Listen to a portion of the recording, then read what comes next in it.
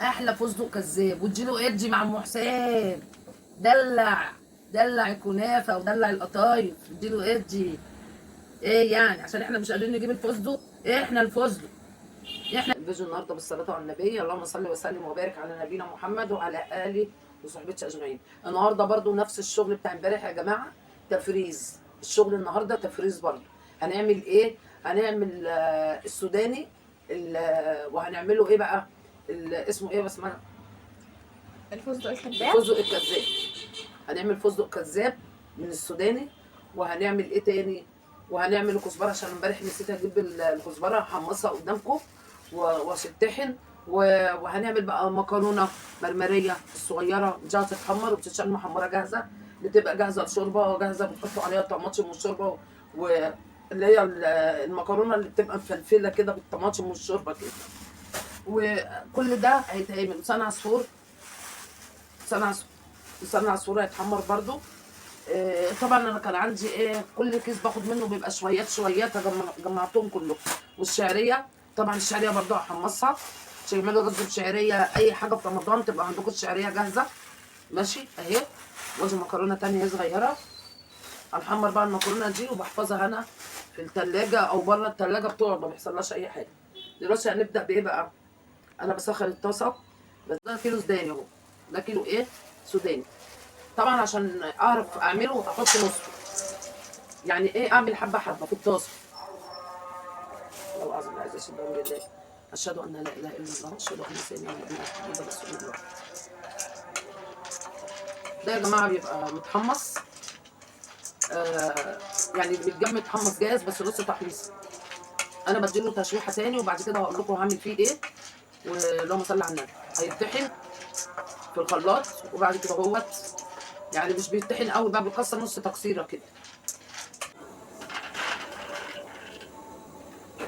بصوا، اعمل بقى بقيته. طبعا انا بحط شويه شويه في الطاسه عشان ما يتحرقش مني. انا اهو حمصته شويه، وهوريكم اعمل ايه برضه بيه، بس استنى لما يبرد شويه اكون عملت حاجه تانيه. بصوا دي المكرونه الصغيره يا جماعه اهي.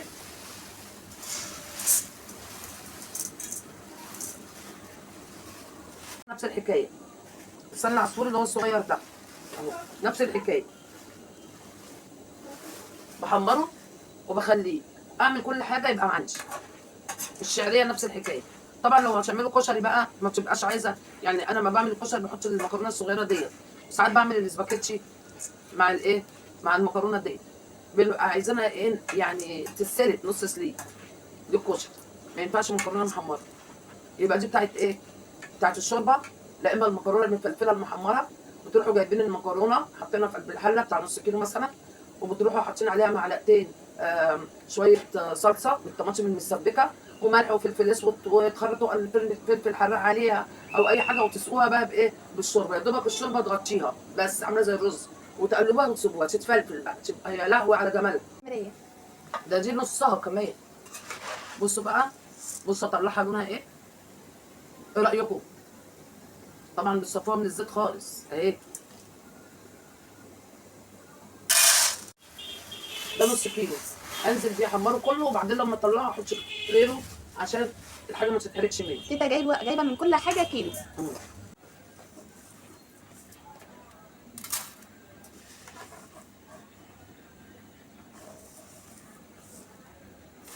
ايه رايك؟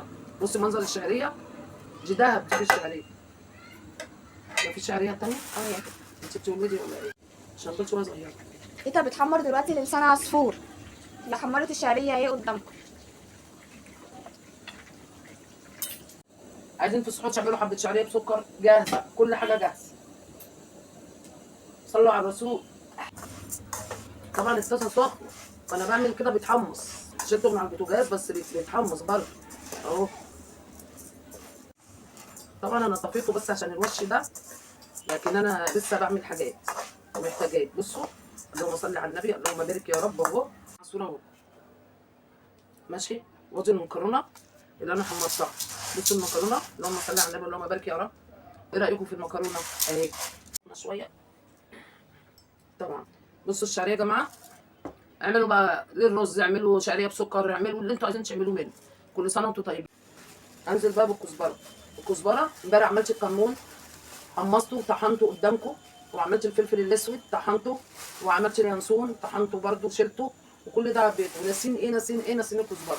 ما بعتش النهارده جبت كزبره اهو. بص الكزبره دي بتوزن عشان خفيفه، ده ربع كيلو. وانا طبعا عندي البطرمان فيه كزبره من الاول، يعني هو في كزبره اهو من الاول، ما احطش عليه. طبعا ريحتها فظيعه. تاخدوا منها تعملوا دقه على طول كده، الدقه اللي انتوا بتاكلوها كده جنب بطاطس جنب اي حاجه. هقول لكم بتتعمل ازاي. الحمراء كده لو ايديكم مش فيها تلاقيها تتلسع او تتحرق بسرعه. الريحه طبعا طلعت. ايه رايكم؟ اهي دي بقى اطحنها تبقى 10 على 10. اللي هي بتاعت الخروف اللي من ورا، اللي هو بيبقى ماشي بترقص وراه دي، هي دي اللي هي بقى دي اهي. قطعتها قطع صغيره طبعا، قصقصتها بالمقص. طبعا انا كنت لازم اعملها قبل اللايف عشان هتاخد معايا وقت.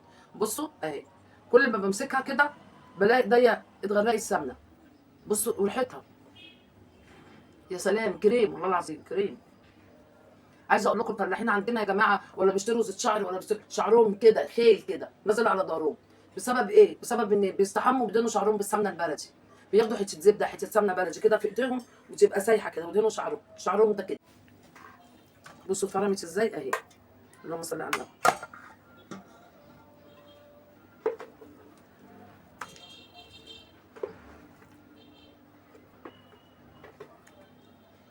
طبعا انا كنت مخليه اللي هي دي سليمه عشان لما اجي اعمل كبده ولا اعمل اي حاجه اخد بقطع حته ليا كده مع الكبده ولا مع البتاع ده الفشه والكرشه اللي انا هعملها دي. فايه احطها معاه. فانا والله العظيم الثلاجات ما عنديش مكان. ما عنديش مكان. كده كده بقى انا قلت هقلبها سمنه بلدي. اللي هي هحولها لكم من ليا لسمنه بلدي. اللي هي طبعا ديت لما بتطبخوا بيها بتبقى اكنكم طبختوا بلحمه ضاني، ريحه اللحمه فيه. اللحمه الضاني اللي هي لحمه الخروف يعني. ماشي. انا بقى ضربت في الخلاط في الكبه واتطحنت حلو.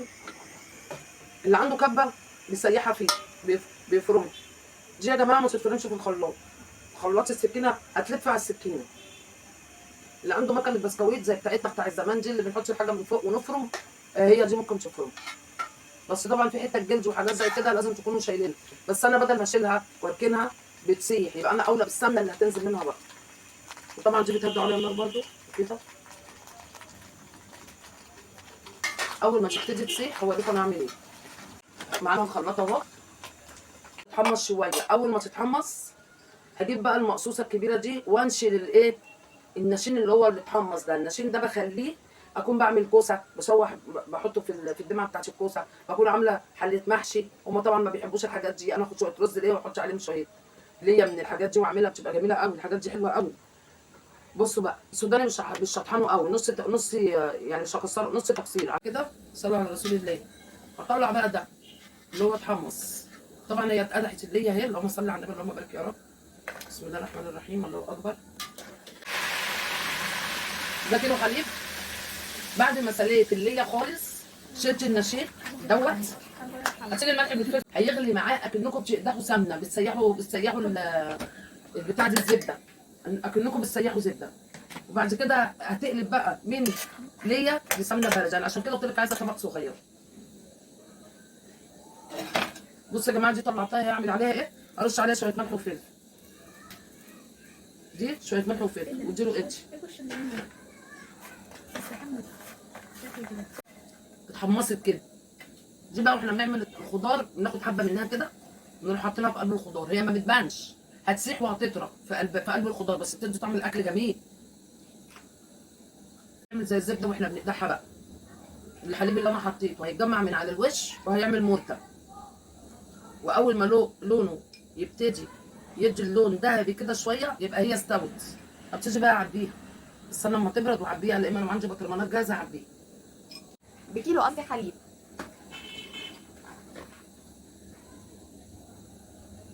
قربت تتجمع وتبقى مرته من على الوش. بصوا بقى كده معانا ده اللون الاخضر، ده لون الطعام اخضر بس صحي يعني مش مضر. عندنا هنا احمر واخضر واصفر وجميع الالوان بتاعت الاكل. هننزل هنا وكم نقطه كده.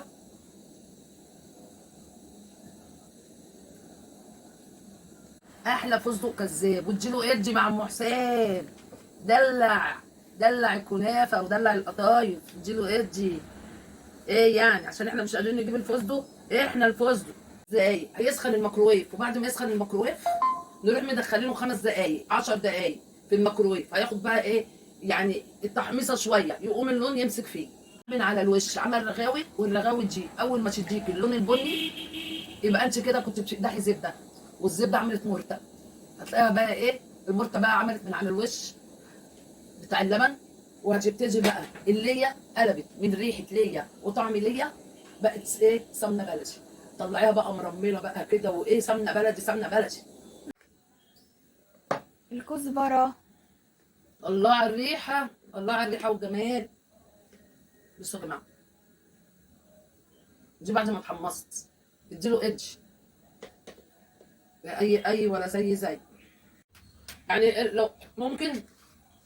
طبعا انا بوريكم كل حاجه مع بعضها عشان اخلص، لكن انتوا ممكن ما تعملوا ازاي. يعني كل يوم تعملوا حاجه، كل يوم تعملوا حاجه. النهارده جايبه شويه كزبره اروح محمصاهم وطحناهم وانا واقفه على البوتاجاز واشيلهم، ويبقى عندي شنطه التوابل. تاني يوم اروح محمصه الكمون واعمل. لو انتوا مثلا كسلانين يعني، مع انكم تلاقيكم تقعدوا قدام التلفزيونات بالساعات.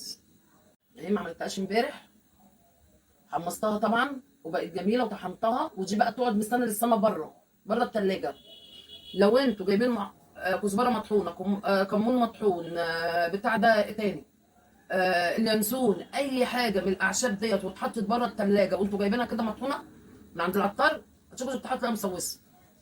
المكرونه صغيره حمرتها للشوربه، يا اما تفلفلوها بالطماطم والشوربه اللي انتوا عايزينه. وادي الشعريه حمصتها برده اهي جاهزه. جاهزه بقى تحطوها على رز تبقى جاهزه، تعملوها شوربه جاهزه، تحطوها على الكشري مع شغال في السحور، تاخدوا منها وتحطوا الحليب يا دوبك عليها تبقى متحمره جاهزه. كل اللي هتعملوها تحطوا معلقه سمنه بلدي لو هتعملوا شعريه بسكر بس، وكل حاجه مجهزاها. ادي الشعريه وادي المكرونه وادي لسان العصفور، كله جاهز معايا. ده بقى يتحط جوه الثلاجه، يتحط بره الثلاجه في اي مكان، ولا هيبوظ ولا يحصل لها حاجه، وتقعد من سنه للسنه. كل حاجه عشان نزحم الدنيا يعني، ففي مخ وراس يعمل اللي بيعملوه الناس. ده كده طالما برد واتحط في الكيس ممكن يقعد بره. يعني انا ايه ممكن اخليه بره، ممكن احطه في درج الثلاجه، مع ان درج الثلاجه تحت مليانه حاجات بره، بس ما فيش مشاكل. لونه ايه؟ لون الذهب، ذهب. لسان عصفور. بصوا بصوا اتحولت لسمنه بلدي. شفتوا الجمال بقى والحلاوه بتاعتي؟ شفتوا؟ هو ده جمال ام حسام بقى.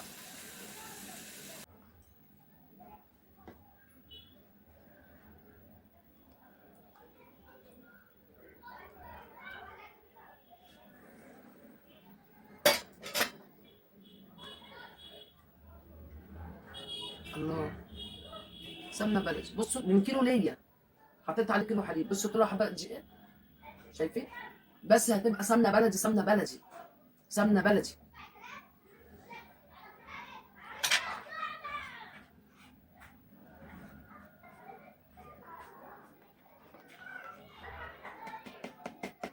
تبرد بقى، وما تبرد اغطيها.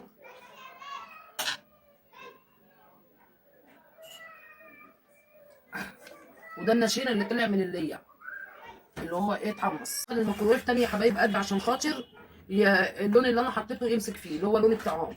كده انا عملت لكم فستق كذاب. كل اللي دخل وما شافوش يخش على اللايف عشان يشوف الفيديو من اوله. ماشي يا حبايبي؟ اي خدمه عشان تعرفوا ده انا مش هرمكم من حاجه. ايه رايكم بقى لو عجبكم الفيديو ده؟